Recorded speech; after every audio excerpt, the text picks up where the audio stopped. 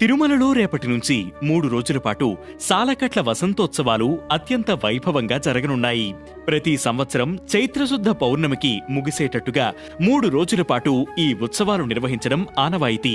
తొలి రోజు ఉదయం శ్రీదేవి భూదేవి సమేతంగా శ్రీ మలయప్ప స్వామివారు 4 మాడవీధుల్లో ఊరేగుతారు. అనంతరం వసంతోత్సవ మండపంలో వసంతోత్సవ అభిషేక నివేదనలు పూర్తి చేసి ఆలయానికి తీసుకువెళతారు. రెండో రోజు మలయప్ప స్వామివారు స్వర్ణ రథాన్ని అధిరోహించి తిరు మాడవీధుల్లో ఊరేగుతారు. అనంతరం వసంత మండపంలో అర్చకులు వసంతోత్సవాన్ని నిర్వహిస్తారు.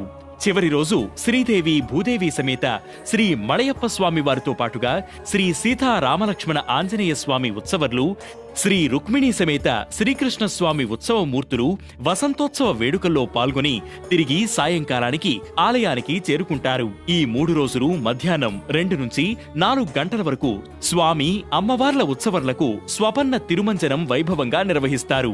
ఇందులో పాలు, పెరుగు, తేనె, కొబ్బరి నీళ్లు, పసుపు, చందనంతో అభిషేకం చేస్తారు. వసంత ఋతువులో శ్రీ మలయప్ప స్వామివారికి జరిగే ఈ ఉత్సవానికి వసంతోత్సవమని పేరు వచ్చింది.